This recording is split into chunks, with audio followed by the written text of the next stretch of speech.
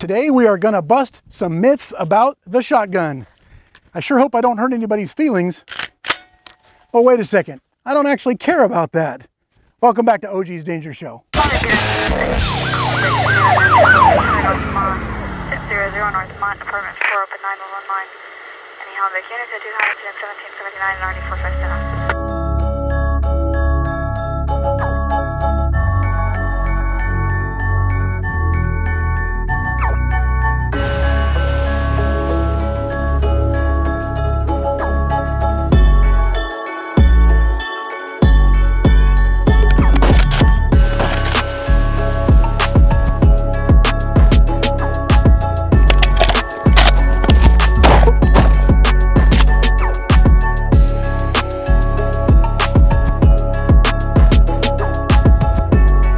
Welcome back, original gangsters. Officer Greg out here with you today on, again, what probably has to be the hottest day on the planet.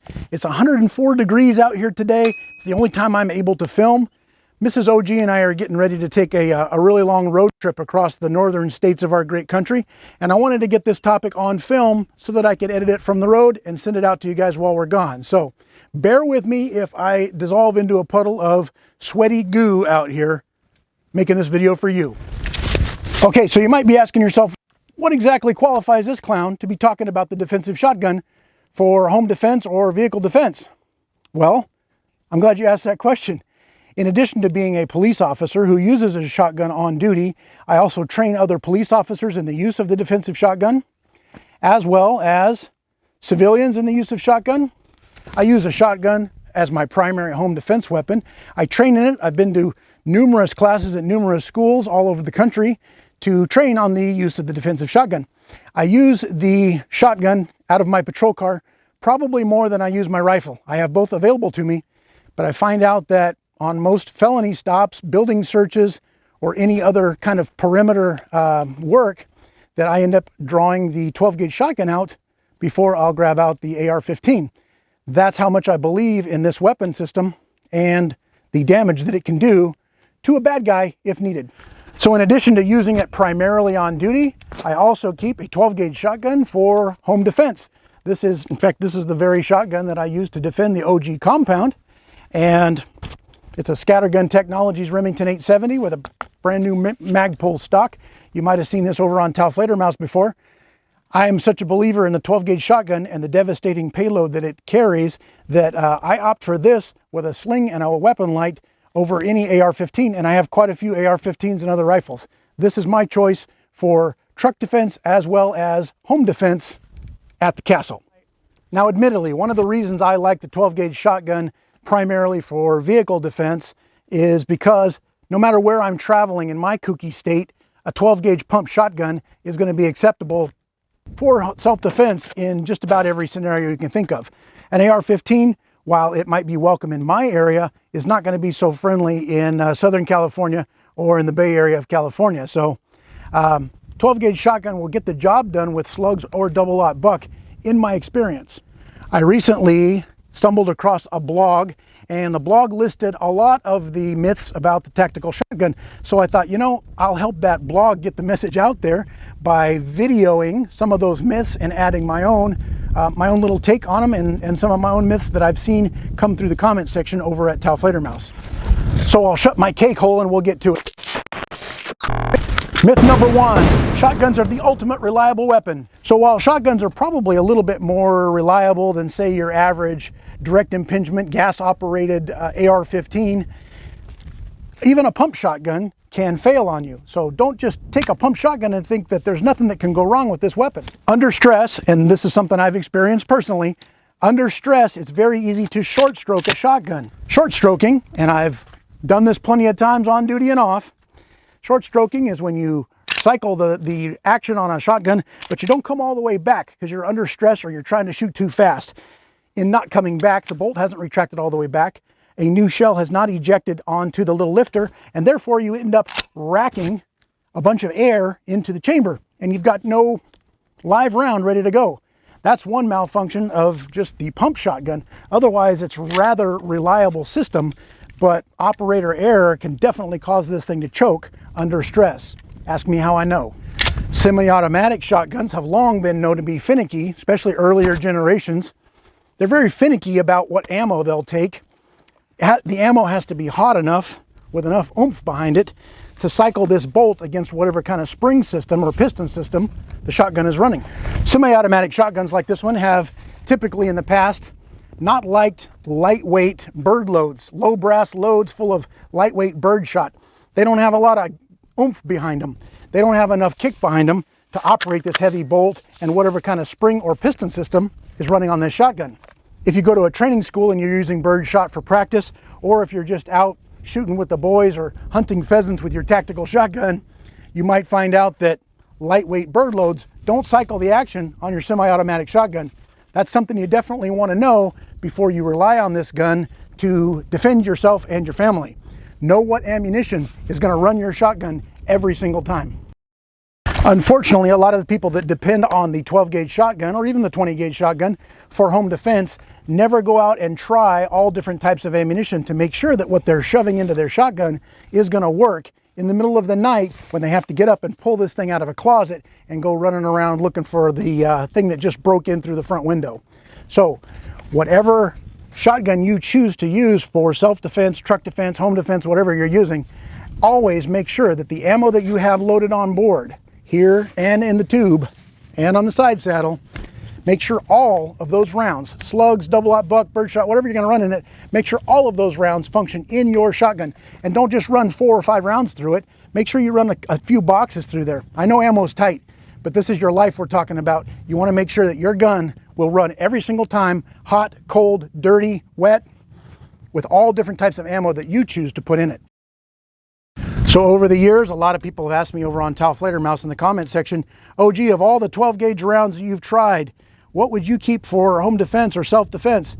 And I'll be honest with you folks, Federal Flight Control right here. Federal Flight Control 2 3/4 inch shells. It's a 9 pellet double-aught buck. This is what I keep. This is what I keep in my little go bag here in my truck.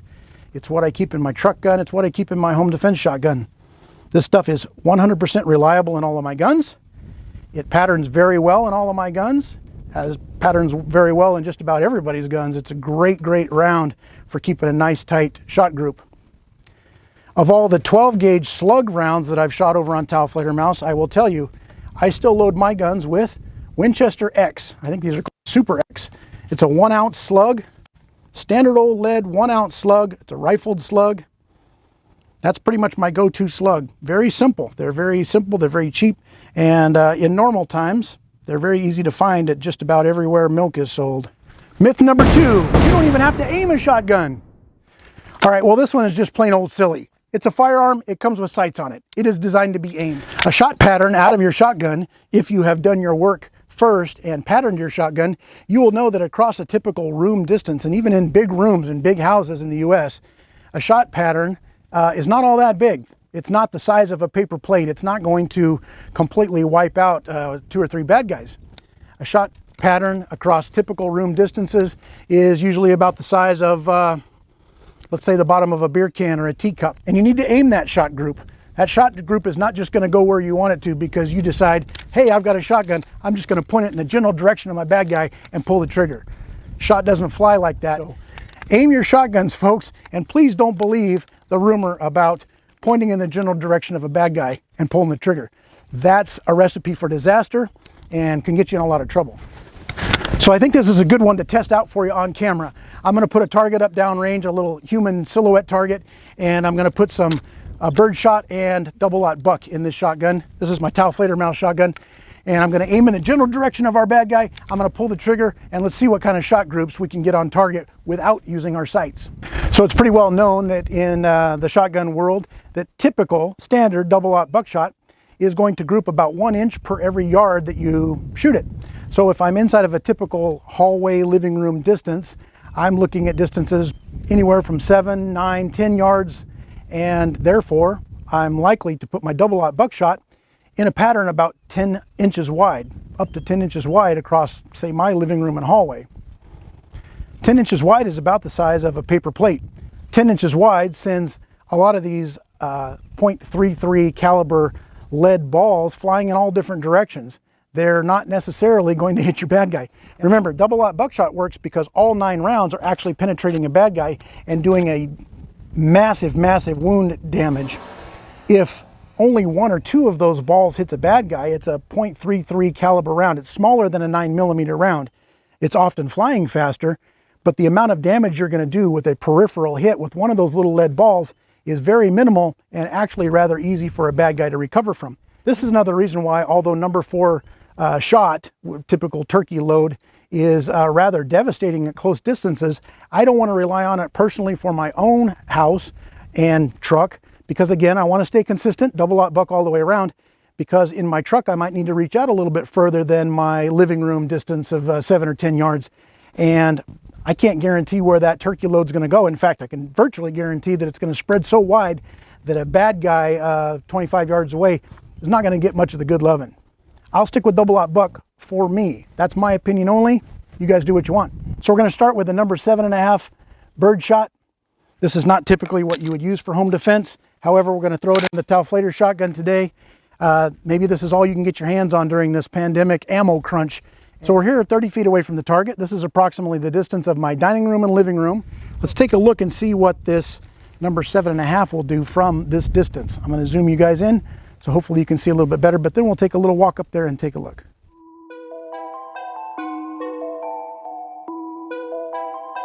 "10 yards, 7.5 bird shot from the hip without aiming." Let's go take a look.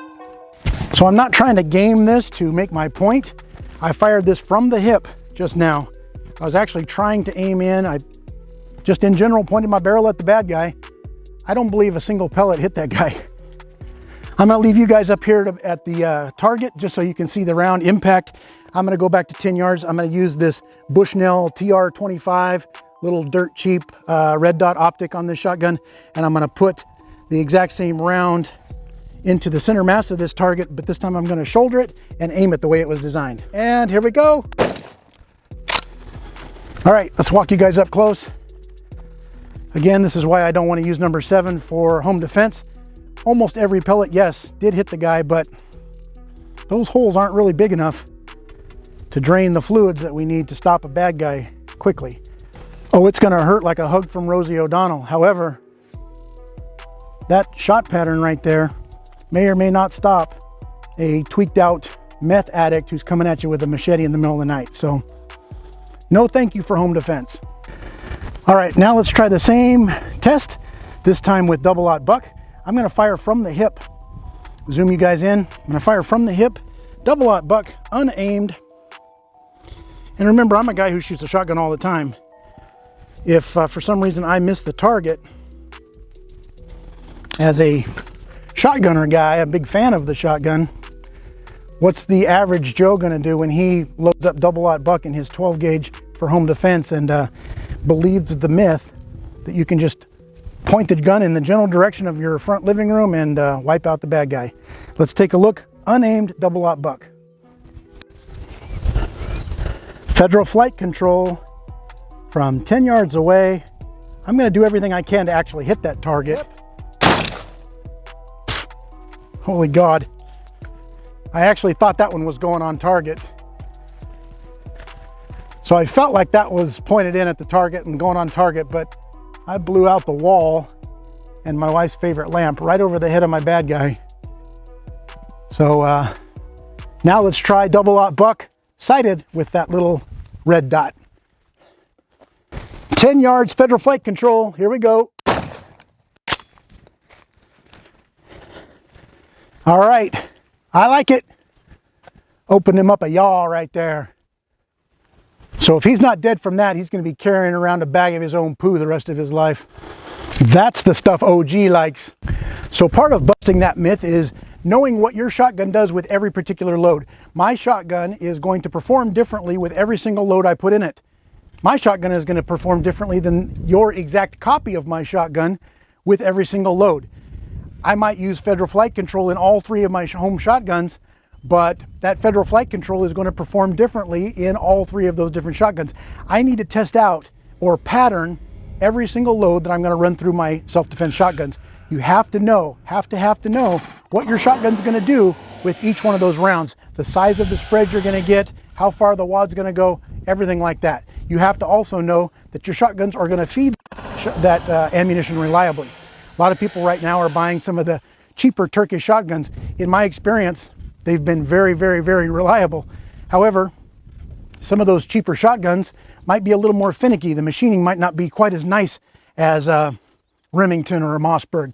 So you need to put in whatever ammo you're going to be using in your shotgun, run a few boxes of it through there before you bet your life on it. That's just common sense.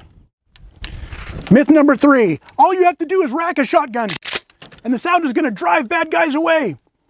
Well, come on. That's one of the stupidest things I've ever heard. So in this scenario, the bad guy is close enough. He's already in our house. He's obviously close enough that the sound of racking a shotgun is evidently going to drive him away. Well, that's kind of silly. First of all, if I'm in a house and I'm hunkered down and I'm listening to a bad guy coming through my house and I've got deadly force to use on him, I'm not going to give away my position by clack, clack, and telling him exactly where I am.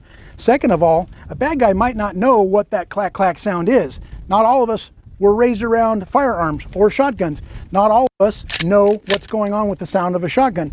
That bad guy might hear your clack, clack and think that's you in the back room, well, doing whatever you do in the back room.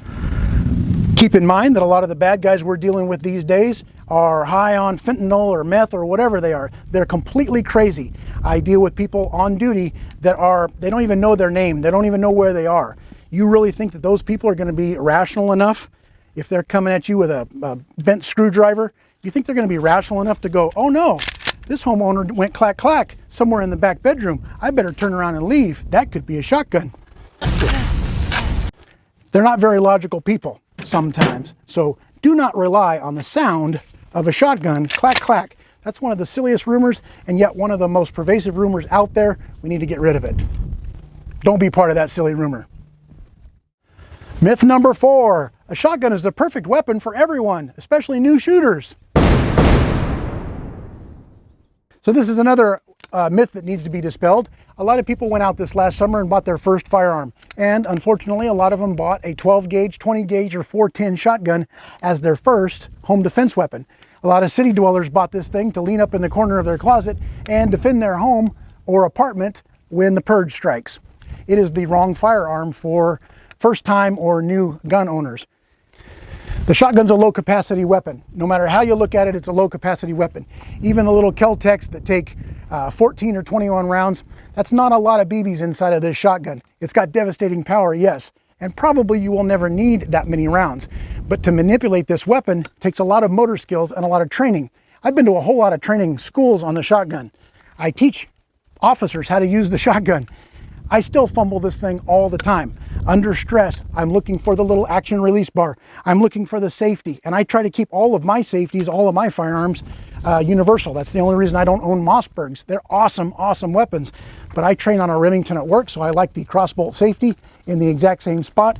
I like the action release bars in the exact same spot on my shotguns, consistent with what I train with at work. They take a lot of training, and remember, they run out of ammunition a lot faster than most other firearms. I got to start loading this thing under stress, and if I'm a newbie and I don't know what I'm doing, I'm reaching for rounds, I'm fumbling them, I'm trying to put them in here in the dark. They feel like one little cylinder. I don't know if I'm putting them in frontward or backward.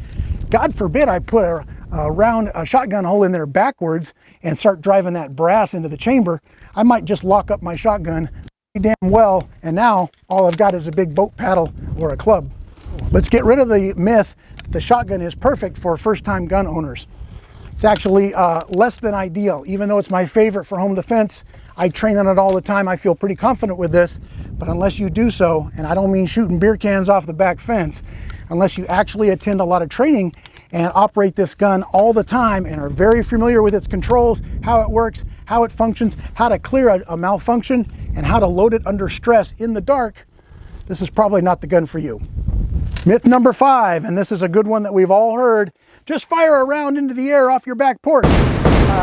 Someone's crazy grandpa, who's always on the news now, said that once a few years back. Buy a shotgun, buy a double barrel shotgun. How many things are wrong with this theory? I don't even think we need to really discuss this one too much, but A, we don't fire lethal projectiles into the air. Whatever goes up at 1,500 feet per second is coming down at 1,500 feet per second. We don't indiscriminately fire into the air. We don't all live on ranches and farms way out in the country. You might fire something in the air and the apartment complex right next to you is right in front of your muzzle. Oh, that's silly, Grandpa Joe. Number two, going back to the sound. Firing a shotgun into the air is not going to necessarily drive off bad guys. They're not built like you and I. They don't necessarily fear dangerous things. That's kind of why they're bad guys. They might come at you. That might aggravate them even more to charge you because they heard you firing off rounds in the air like a fool. So let's not buy into that one. That one's dangerous, irresponsible, will probably get you into some legal trouble, and overall ill-advised. Stay away from firing rounds into the air. Myth number 6, shotguns are too big to use inside my house. I need to use a pistol or a short barrel rifle. Wrong. I think it's pretty well common knowledge now that if someone breaks into your house, not even the best trained cop, SWAT operator, special forces guy is going to take his long gun and go searching his house. That's a fool's errand. We want to hunker down and barricade ourselves. We want to wait for the bad guy to come to us. We know the house better than the bad guy does, but we don't want to give away our position. We don't want to give up safe ground that we've just taken behind us. We don't want to go moving around our house in the dark looking for bad guys. Let them come to us. We often bypass long guns like a shotgun or a rifle in favor of a pistol because moving around corners and hallways in your living room with something so long is tough to do and will present the muzzle of the shotgun out in front of you as you come around a corner and give away your position long before you get there, giving the bad guy plenty of chance to grab that gun and take it away from you as you come around the corner. Now, this is the part of the show where I will grant you, moving around with a pistol inside your house is probably rather easy, but I will also tell you that pistols are notoriously poor fight stoppers. A handgun round, doesn't matter what size of round you have, is not a very good man stopper. And again, let's go back to our worst case scenario, a 300-pound tweaker all fried out on fentanyl who has a machete in his hand is coming down your hallway and you've got one firearm to grab to stop that individual. Do you want to grab a 9mm pistol, or do you want to grab something like a little shoulder cannon here that is more likely to shut down his pump system or his computer system, shut him off? Doesn't matter how determined he is, he's going to stop right there. Now, a shotgun or a rifle can be made shorter for close quarters work. If you have to go moving around, let's say you got to head down that hallway and get your kids out of their room, you got to get somebody out of the house because of a fire or just the way your house is laid out. All you have to do is take that long gun and shorten it considerably by putting it up over your shoulder. I've done a lot of building searches in my career, a lot of building and vehicle searches. I always take that 12 gauge, and we have standard old 18-inch 12 gauges, and I shorten the stock up over my shoulder. I can now search a room with essentially what is a short barrel shotgun right out in front of me. Does the shotgun work in this method? Absolutely it does.